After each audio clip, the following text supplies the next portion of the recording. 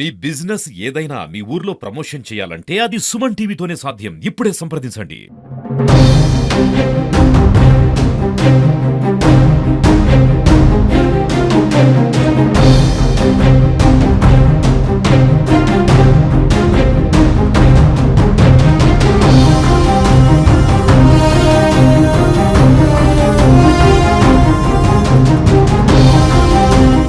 Welcome to Suman TV Siddipet.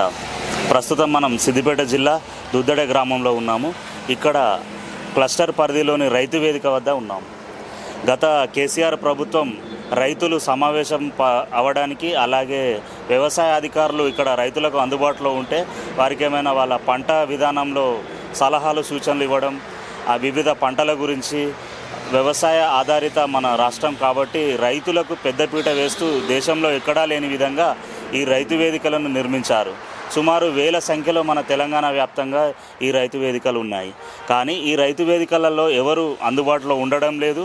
రైతులు కూడా ఇక్కడికి వచ్చి ఈ యొక్క వేదికలను ఉపయోగించుకోవడం లేదు.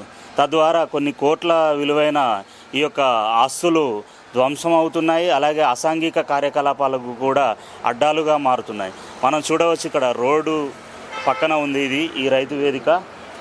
చాలా వరకు లోపల ఇప్పటిదాకా ఫ్లోరింగ్ చూసాము, అంతా దుమ్ము ధూళితో నిండిపోయింది. చెదలు వచ్చి డోర్లు కూడా ఊడిపోతున్నాయి. అలాగే ఇక్కడ మనకు టాయిలెట్స్ చూస్తే చాలా దారుణంగా ఉన్నాయి. ఇట్లాంటి పరిస్థితుల్లో ఈ యొక్క రైతు వేదికలు ఒక 22 లక్షల వ్యయంతో నిర్మించిన, ప్రజాధనంతో నిర్మించిన ఈ వేదికలు ఉపయోగించుకోకపోవడం వల్ల ధ్వంసమవుతున్నాయి. ప్రజాధనం కూడా వృధా అవుతుంది. దీని గురించి అధికారులు ఇప్పటికైనా స్పందించి ఈ రైతు వేదికలను ఉపయోగించుకోవాలి. రైతులు కూడా రైతుల కోసమే నిర్మించిన ఈ వేదికలు కాబట్టి ఖచ్చితంగా వారు కూడా సామాజిక బాధ్యతతో ఇక్కడికి రావాలని కోరుకుంటున్నాము. మన తెలంగాణ వ్యాప్తంగా కొన్ని వేల సంఖ్యలో ఈ రైతు వేదికలు ఉన్నాయి. ఎక్కడ పట్టుమని 10 కూడా ఒక రైతు వేదికలు నిజంగా రైతులకు ఉపయోగపడుతున్నాయని ఎవరైనా చెప్పగలుగుతారా అని మేము ఈ సందర్భంగా ప్రశ్నిస్తున్నాం.